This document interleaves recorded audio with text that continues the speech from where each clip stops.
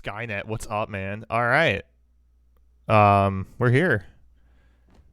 Michael, what's going on? Not much. Just enjoying the rest of my vacation before I go back to work on Friday. Oh, bummer. Yo, but we got an Oculus today. That's right. We snagged an Oculus Rift, or the Oculus Quest, sorry, from Best Buy. We had to drive an hour to go get it, but Hollow it Queen, was what's worth up? it. Yeah, we had to drive up to Sarasota to get it and everything, and I think It was Michael's the only it was the only one in like 300 miles. yeah Michael's been on watch for it for like a week and a half now. So I was like, I'll randomly check Best Buy today. My store didn't have it, but then Sarasota was. I threw my discount on that shit, and we're like, let's go. I'm glad you did because I didn't even think to check Best Buy this morning. Yo, Crooked Cauldron, thank you for the 16 months. Yo, Oh, we actually played Super Hot and Beat Saber like demos today. And it was really fun. It was really scary though. I was having a difficult time with it, but it's a blast. It's the future of video gaming, I think for sure. it's wild. But aside from that, we got a really sick guest on today. I'm excited to talk to her. But before we get into that, we haven't really caught up on music news recently. We kind of just drifted away from that like we used to do on our pre-recorded podcast. A long time, I guess I've been a long time fan. We both have. Mr. Craig Owens, he dropped a new single with his band, Destroy Rebuild Until God Shows today. And it was like it's coming up on their album. It's like the first album in like 10 years, I think. Yeah, it's the first album since their self-titled came out back when we were in high school, basically. And the song's called Destiny, and I liked it. It was a little bit Architects new bring like that's the spirit bring me the horizon for me up until it hit like the bridge, but it was really Break, good. well, yeah, and it had like the whole breakdown at the end, and we got like a little bit of Craig screaming at the end, I was which is I was worried he yeah, wasn't going to.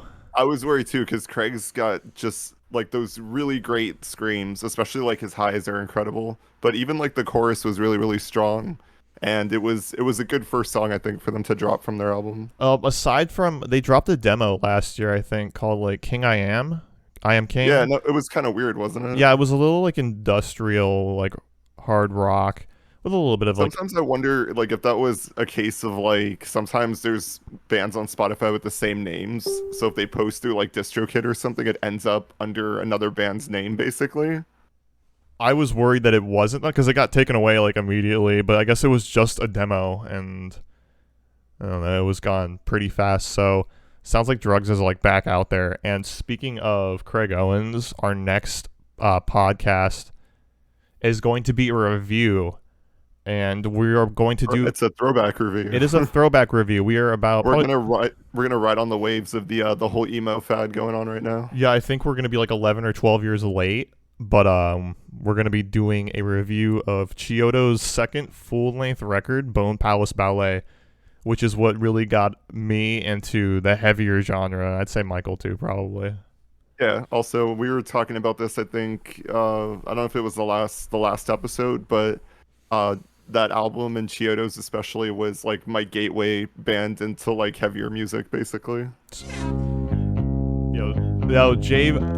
Javian Navaronson, thanks for the follow. Yeah, it was definitely that, and like Alisana's Where Myths Fade the Legends were like my gateway as well into the whole genre and what comes All like. that old like the like high school post-hardcore music. Yeah, like the really long song names and everything. So that's what's to look forward to for us. But let's get into today's episode. Our guest today is named Britney Dipaola, and she recently put out an EP with her band Murder Afloat, and the EP is really good. It's really heavy. It's called From the Other Side, and they released a couple singles, and if you have not heard of them, I will go ahead and I will play a quick little clip from their most recent single, Counting Backwards. Enjoy.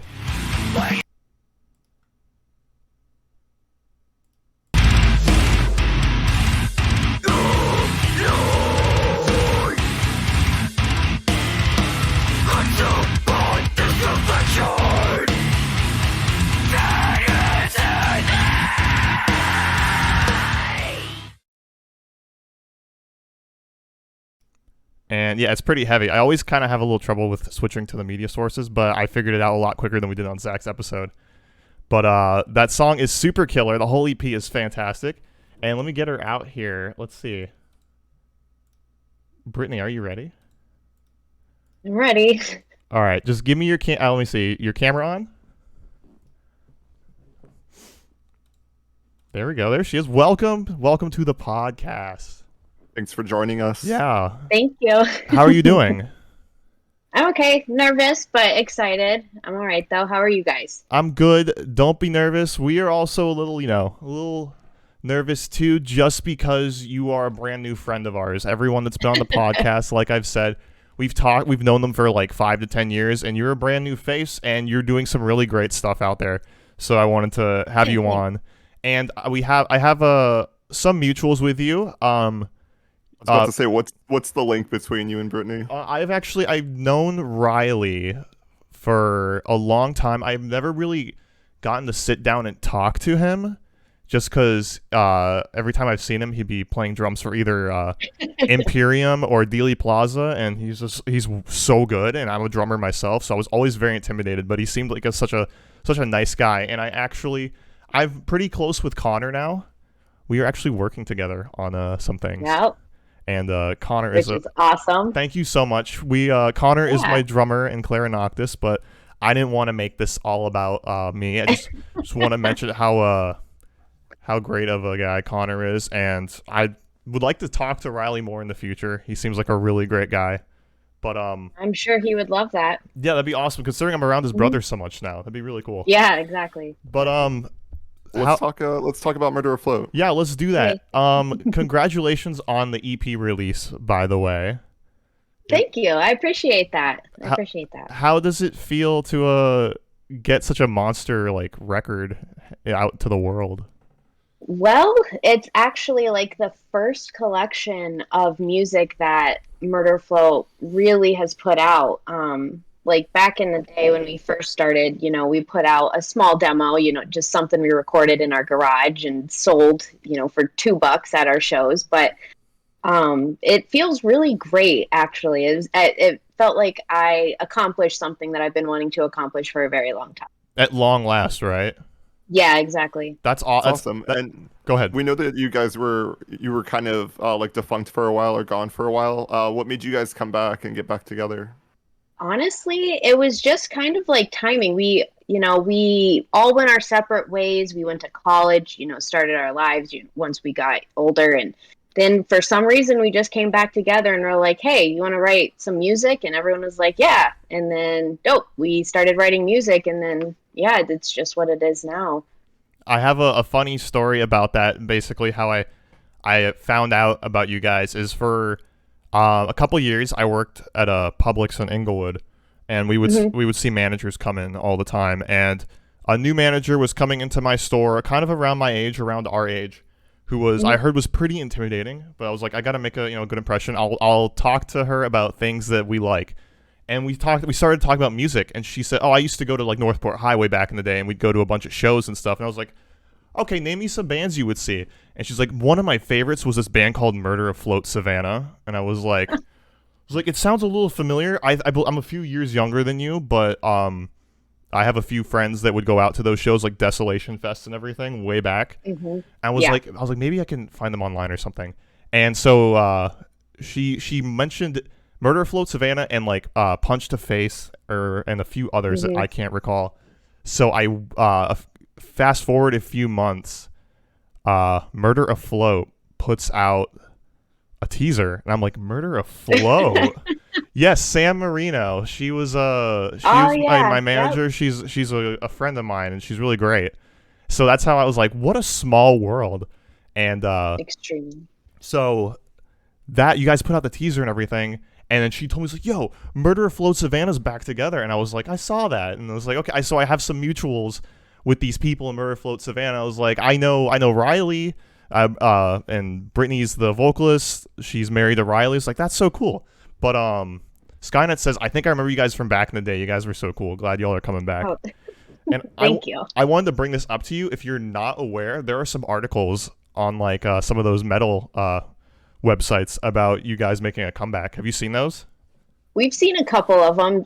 So far, they've been pretty good. I can't complain, but I try not to look at that stuff that much because I get discouraged super easily.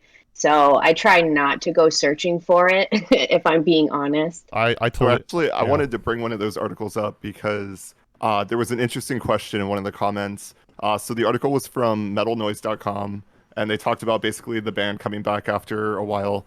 And somebody in the comments was talking about your band name basically and how it used to Hmm. be Murder Afloat Savannah, but now it's just Murder Afloat.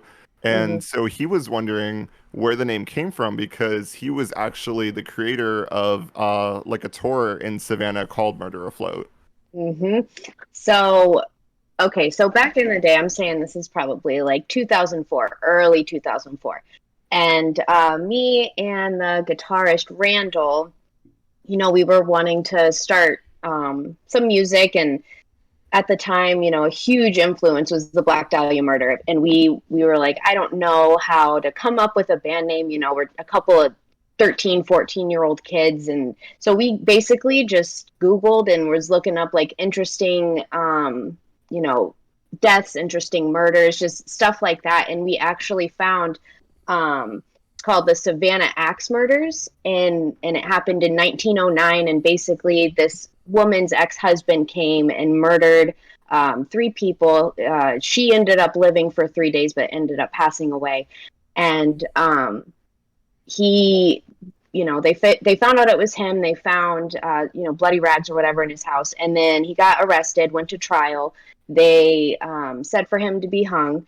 And then the governor ended up pardoning him. And we were just like they had all the evidence, but they got pardoned and just went and lived the rest of his life, and that was it. And when we found that story, we were like, oh, that's pretty cool. And then it happened in Savannah, and so just Murder Afloat Savannah. That's a cool What in, kind of like band name prompt to like just look up famous murders. And Yeah, Yeah. I mean, we didn't really have anything to go off of besides the Black Dahlia murder, so we were Mhm. just like, well, maybe we can just do that. And then so that's what we found, and yeah. That's a really good kind of like origin story for a band name. It's always kind of wild how bands get like random inspiration from like Hmm. just like things like we had like Adalia, which was named after a street that was nearby us, and it doesn't like Yeah. if you're just looking at it, it doesn't sound brutal, but like as a band name, it kind of works. Yeah, absolutely. So what made you guys want to drop, or what I guess led to you guys dropping the Savannah part from it? Well, okay, so when we got back together, one of the first things Randall, the guitarist, said was, all right, if we're going to do this, we have to change the band name. And it was kind of an argument, not an argument, but just, back and forth. But, we have people that really used to like us. If we came back, people would probably, someone would remember the name or whatever. And so we basically compromised on just dropping the Savannah because we just absolutely fucking hated the Savannah part of it. So it's just Murder Afloat now. It definitely kind of brings you guys into like the modern realm of these Yeah, new band names and then like what the deathcore scene's doing and all that stuff. absolutely. So it's just kind of like a glow up, if anything. Right. It Yeah, works. it felt like, we were kind of like reamping ourselves and like kind of trying to modernize our old sound. So just change our name to still us, but just a little bit newer. Very nice. So you said you started the band when you were like 13, 14? Yep, it was 2004 we played our first show. And it was the two guitarists that we have now, Randall and Zach. They were actually in another band that I used to go and see locally back when I was like 13 or whatever. They were in another band, and then they were friends. And then when Randall wanted to start the band, Zach ended up coming along, and then our drummer Ryan came along, and it just basically, we weren't really, when we started it, we weren't really like, we're going to be a band and like play shows, but we just kept making music. It was like kind of one of those things where we just all meshed together really well. Mm-hmm. We're just able to write music really well. And we ended up having enough songs for a show. We got asked to play a show, and that kind of started it. Yeah. So is it pretty much the OG lineup now? Yep, right now it's all of our original members except for the bassist. That's Joey, which we absolutely love having him now. But everyone else is the original lineup. That's so cool. It's kind of like a little reunion. I believe Ryan's in the chat right now. Hi, Ryan. So back when you guys started the band, were you doing like the whole MySpace music promotion and everything? Were you like all over that? Yeah, absolutely. All the old school MySpace flyers and everything. Yeah. Yep. We did have a MySpace for a while. So my question is, what's it like to be in this new kind of like platform with Facebook? And I mean, even in the past few years, music promotion on Facebook has changed a lot. Probably not for the better, but what's it like, kind of with this all these resources now for promoting this band? Overwhelming, extremely overwhelming, and it felt like I didn't really know where to start. It just felt like a lot. It's a completely different platform because even though we had MySpace, a lot of getting known was just going and playing shows in different areas. There wasn't really there was small websites, but it wasn't like what it is now. And so it was just a lot to try and get a handle on. It was a lot. It made me feel super old, if I'm being honest. Such a it's a catch-22 with the whole like Facebook thing and like MySpace. It's great. We live in this age where artists can get their music out there and promote themselves, but because of that, everybody does it, and it's so oversaturated with music that it still feels hard to discover new music sometimes. Right. But like you said, Sorry. Go ahead. That was actually something like we were worried about. Like, is anyone even going to hear us screaming into the void? Like, are we even gonna get? That was a thought. Yeah, like you said though, I mean, I think ultimately the best way to do it is like you get out there and you play shows, and it sucks. Like it's a slow process sometimes, but there's really no better way to do it. It's the old school way, because now you kind of have to all right, if we have the music video or we have a teaser video, we want to put it out, okay, 5 p.m. Everyone's on social media at 5 p.m. And you pray to God or whatever that someone sees it and then they share it, and you hope that the domino just starts rolling. And it is very stressful, especially with us doing Clara. Now I have to take everything I've learned over the past few bands, let's do it one more time and see if it works out. Right. And it's very stressful, but it is very weird because me and Michael also had a band back in high school. We'd play dive bars and everything, and we used MySpace a little bit, and it was just kind of like if your few friends added you on the band page, that's all you're probably gonna get unless you play shows. So it's a struggle. Right.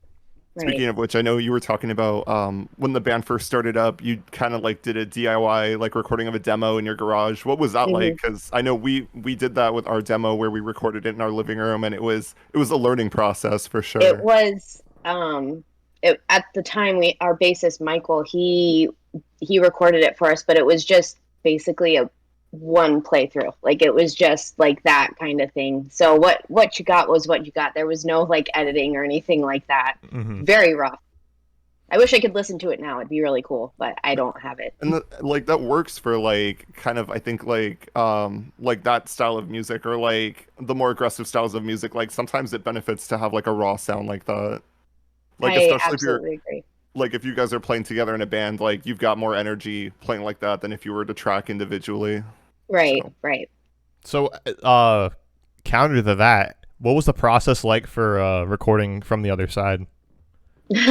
Well, it was basically, I have a setup in my closet right here, and that's where I recorded all my vocals at home. And we basically sent everything over to Chris Whitehead, and he, mixed and mastered everything for us. So it was a lot of texting, a lot of between, me and the other members of why don't we do this instead? And that we all recorded separately. So was this, you guys did all the tracking kind of mid-pandemic or maybe a little bit prior?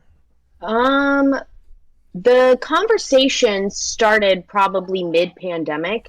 And then we really spent a lot of last year working on it and just trying to do the best that we could with, what we had with recording. I believe your first single dropped mid-pandemic for sure, right? Yeah, I think it was June or July, Be Somewhere. That was the first single that we brought back. And that was actually recorded in our guitarist. The music video was recorded in our guitarist garage. Nice. So... yeah.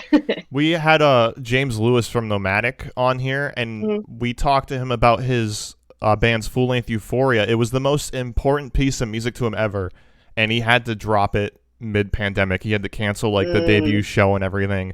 Oh my gosh. So it's definitely, he took a hit from that. But do you think it was a more of a benefit for you guys to start cranking out and recording and everything and putting out singles and everything during the pandemic I when there was no I think performing? so. Yeah, I do think so that it did kind of help because, when we first started when we released that first single, there wasn't really shows or anything going on, or if not, they were just starting and then getting canceled and like Mm, that kind of thing. Um, so I do think it helped quite a bit with us getting the little, not that we have a lot of reach, but the little bit of reach that we do have. right. Um, would you want to show like your 14-year-old self this EP you put out? What have you ever thought Oh, about that? absolutely. Oh my gosh. I have not thought about that, but I cannot imagine because um back then there was just it was hard getting started, especially Mm. as, this like I'm 4'11", this small little girl, like no one wanted to take me seriously, and it was like the hardest thing to like really get into it, and there was so much still. There's so many times where I'm like, you're not good enough to do this, like you can't record, you can't keep up with everyone else. And I just wish if I could show myself then how much I've improved over the years. Because even when I wasn't like actively in a band, I would still, me and Riley would record stuff all the time together. And, I still love doing vocals regardless of if I'm in a band or not. But I just wish I could show myself how much I did improve and how much more, a little bit more confident I got in myself over the years. Well, I want to mention that you are actually a monster on the microphone. Your vocals are Thank really you. good. Thank you. I appreciate that a lot. I It means saw a lot. that someone they did like a tier listing of their favorite female fronted bands, or like the gnarliest or the craziest, and Murder Afloat was at number one. That's got to be pretty cool. What? Yeah, someone, I don't know if your band page shared it. Someone, I forgot what it was, but it was like There was their there favorite was vocals. one recently where we were number two, which I was like blown away That may by have been because it. it was on it might have been that one, but I was just blown away because the vocalists on there, regardless of the fact that they were all females, were amazing, like Mhm. just amazing vocalists, and I couldn't believe that some small band that just got started, like someone even found it and decided to put it on, us on second on the list. It was just crazy. Yeah, take that and give it to your younger self. Like, check this out. Yeah, You're gonna go really absolutely. far with what you're doing. That's really awesome. And I want to talk about kind of like the musical style of your EP. I am Mhm. not too familiar with Over Savannah, but I did watch your like live videos because that's all we pretty much had back then when we Yep. before we could record anything. Is if someone took a live video, that's all you got of Yep. it. And it sounds like the time of deathcore and metalcore, just the riffage and everything. It's Mhm. very spot on for the time. Um, did that carry over to the new EP, or because it does sound like Yep. this was released in 2021, but it has essence of very old school Yep. deathcore in it. We wanted to stay very true to what got us into music, like to begin with, what got us into like writing music and getting creative. And that's just, we all really enjoy creating that type of music together. And it's just, I know it's not like what is huge right now, but that's just the type of style that we like. And we basically wanted to do that, but just try to elevate it. And I think that we did that. I think the most important thing is making the music style that you want to make, despite Absolutely. what the kids are gonna listen to or what they're gonna like Right. throw down the hardest to. So you were talking about like the Black Dahlia murder. Like, what are some of the other bands that influence you?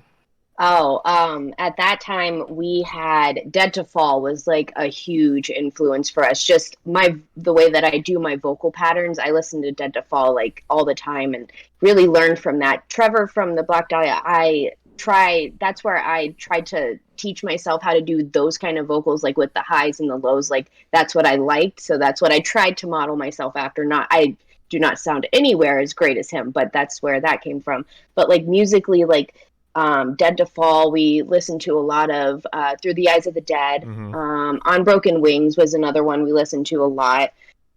Um, yeah, really, the Black Dahlia was like the biggest influence for us at that time. it's crazy because like we were talking about at the beginning of this episode, we're like, oh, Chiodos and Alisana is what got us into heavier music. We somewhere along Mm-hmm. those lines, there was a few Black Dahlia Murder CDs too. Yeah, I Mm-hmm. was gonna say at some point it went from like post-hardcore and like metalcore to like Black Dahlia murder.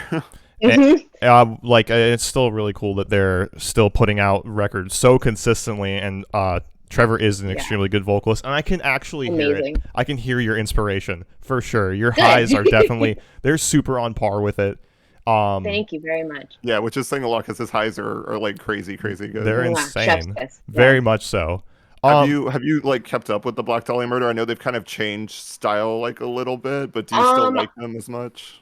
Riley listens to them quite a bit, so I listen whenever he does. But I'm stuck in the past when it comes to like a lot of music like that. I'm really bad about that. I feel you. They definitely.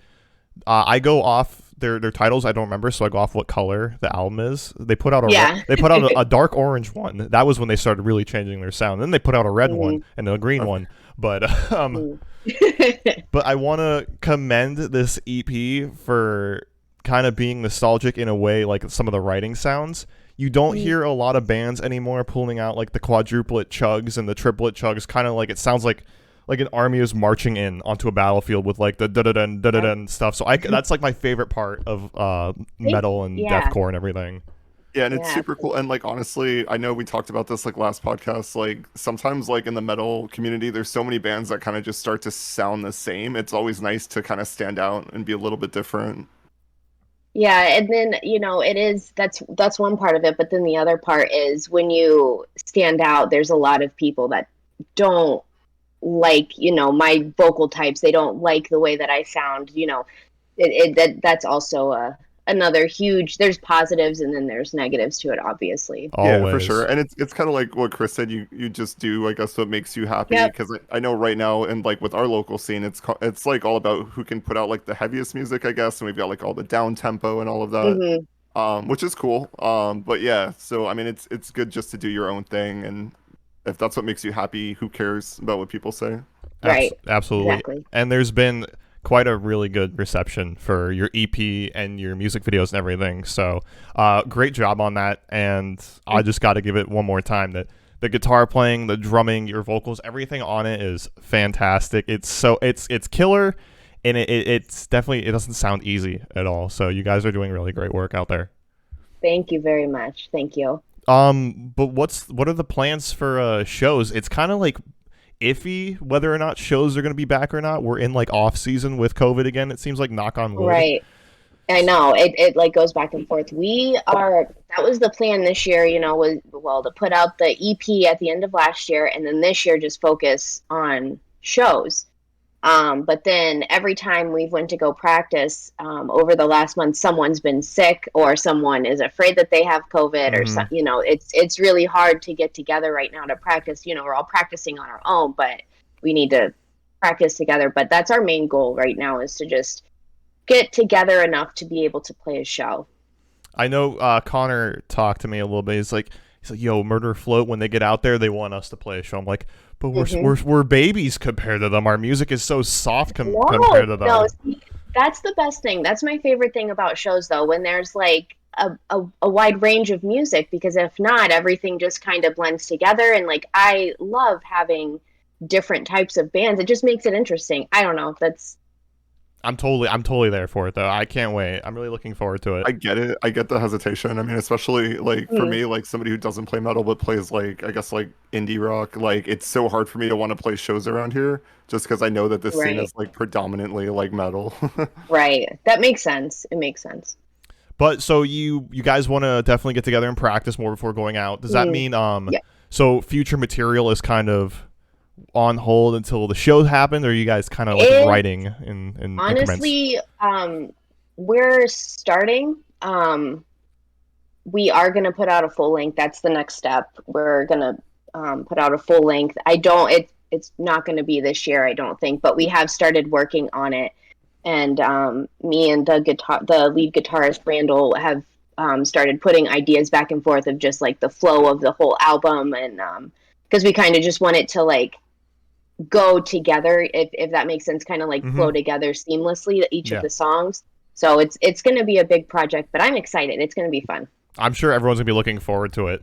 But so you said you're kind of like you're stuck in the past with music and everything. I know a few people like that. Is there anything really standing out to you in the modern releases? Prompts. I don't know if you've heard of them. They're from Japan, but oh my gosh, they're so good. They've released a couple music videos recently that I'm just obsessed with. And then I started listening to some of their older stuff, but Prompts, I'm like, I love them. I listen to them a lot.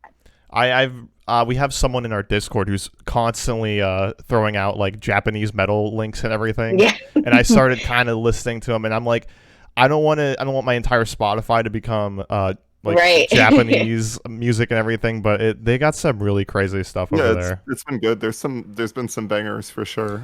Like just some. I mean, like Japan's always had kind of like wild music coming out Yeah. of it, but they're definitely, when it comes to metal, sure. they definitely go big.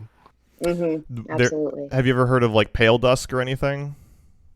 I've never listened to them. They're like a Japanese metalcore act, and they just incorporate every other style of music into every like in 5-second increments it'll change, and it's just the most bizarre shit I've ever heard. But because it's Japan, it works out so well. It works. That sounds interesting. I'd actually listen to that though. Maybe I'll link you some of it later. It was just, it's really cool when there's you hear something for the first time and you're just like, you have that look on your face like, what? Oh my god. Yeah. So finding new music like that's super exciting. Anything else out there? It's kind of like catching your eye or your ears. Well, I love Archspire, but their new album was absolutely fantastic. The Lead the Future is so great. The bassist of Murkov, Chris, he used to be my roommate at one point, and he was so dead set on getting an Archspire shower curtain for our bathroom. Oh, yeah. He never went out and got it, but he introduced me to them.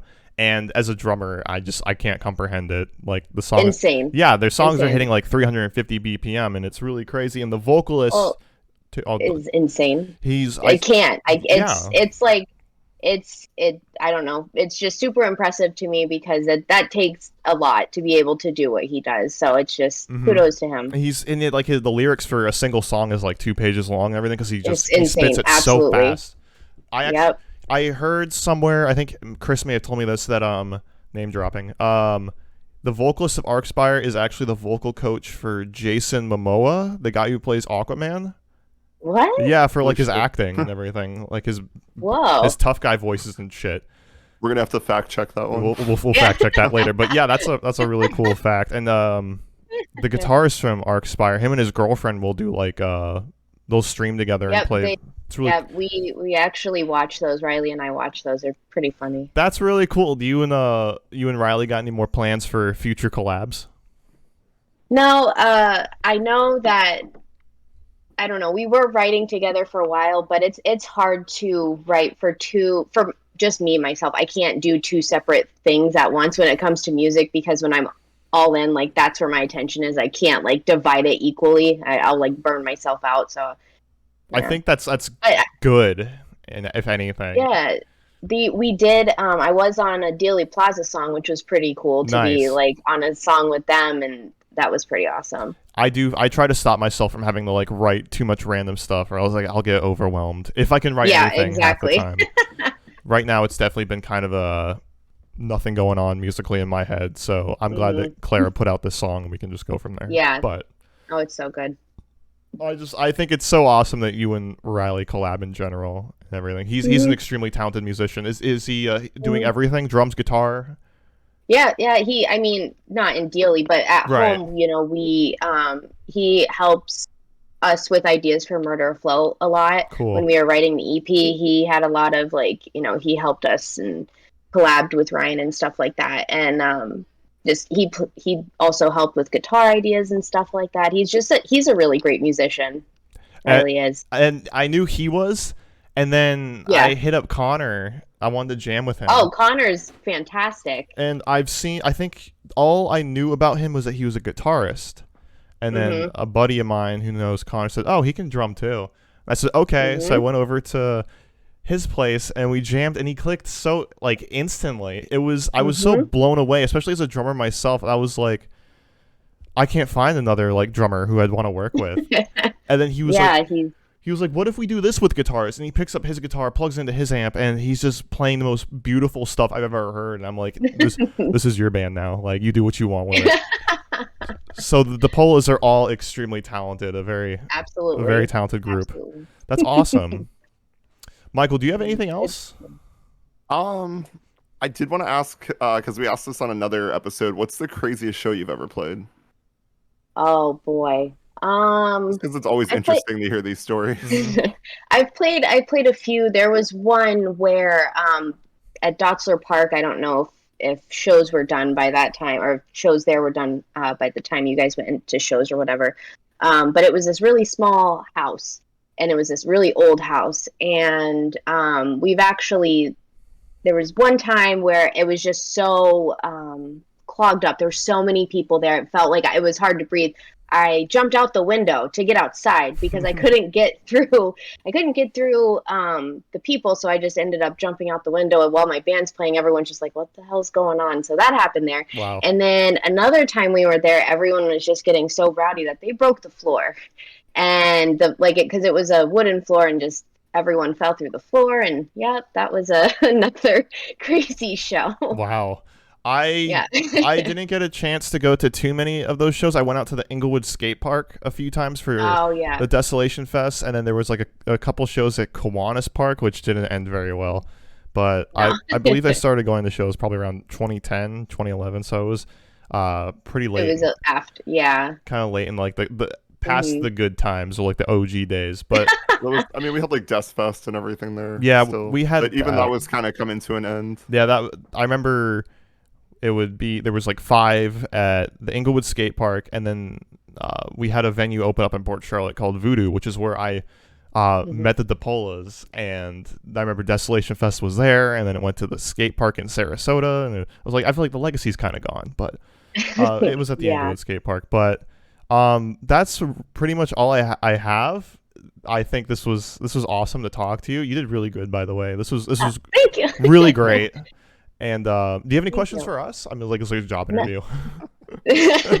No, I just appreciate you guys even like reaching out and being interested to talk to me. It's pretty cool. I appreciate it. Yeah, absolutely. I can't wait to see what Murder Afloat does next. Congratulations on the EP release. It's thank you so much. It's so good. I can't wait to see you guys live too. Yeah, it's gonna be good. I can't wait to start playing. I haven't played a live show since like 2008. So wow, it'll be intense. Yeah, you beat me. I think it's like 2018 for me. Yeah, it's been a long time, so it'll be interesting. Skynet says can't wait to see you guys play. A lot of praise for the Dipaolas. Connor's an angel. Riley's an angel. I think we're in the right place for this right now. Brittany, thank you so much for being here with us. If you want to listen to it again, it'll be on Spotify in a few days, stuff like that. But awesome. Thank you so much. Yeah, absolutely, and we hope you have a great night. Thank you. You too, guys. Bye. Bye. That was good. That was good. What did everyone think? Good. Yeah, she was great. Thank you so much, guys, for stopping by today and welcoming Brittany onto the podcast. This is like a first for her, and it was a first maybe for us a little too. bit. Yeah, it was the first for us, and maybe a little bit before we have another interview. I think we're gonna work on, because we actually have to start branching out and finding bands that we don't know to start interviewing. Yeah, we need some more homies to hop on. We want to find some new people to hop on, and we definitely want to get into some more prompts. Like I said, we have a Chiodo's throwback review coming up probably next week. I want to do some JoJo music stuff. Yo, Day Job Gaming, thank you for the follow. Also down for that. I've suggested maybe a musical drinking game of some point. No more jelly beans. No, well, we'll do more jelly beans when we hit 500. Yeah, maybe we'll do more jelly beans at 500. We'll do the spicy ones this time. The spicy jelly beans, because the raw and egg ones were no good. But if you want to stay a part of the community, I will drop the Discord. Please hop in, drop memes, share your favorite music, talk about video games. It's growing every day, and I'm so happy with where it's gotten to. I will also drop the Facebook group, where I have been pretty bad about keeping up with it, but but the Discord is super active. Just all kinds of stuff going on in there. It's pretty exciting, and we'll post updates for streaming, songs, stuff in the Sound Corner group on Facebook, This episode will be up on Spotify and probably YouTube, but YouTube's kind of been iffy with the reception, but that's just because the YouTube algorithm is a fucking black hole, and it's really hard to like get discovered on it. So definitely be on Spotify. If you found us on there, drop us a follow, etc. Thanks so much for hanging out with us. I absolutely love doing this. We've talked about this on our 200 follow stream, but I'm really grateful that people sit down and want to watch us talk bullshit with other people who want to talk bullshit. So thanks so much for hanging out with us, Anything else, Michael? That's it. That's it. Thanks for joining us. We look forward to seeing you again in the future here. Yeah, and we'll see you guys next week. Have a good night. Be safe. Bye.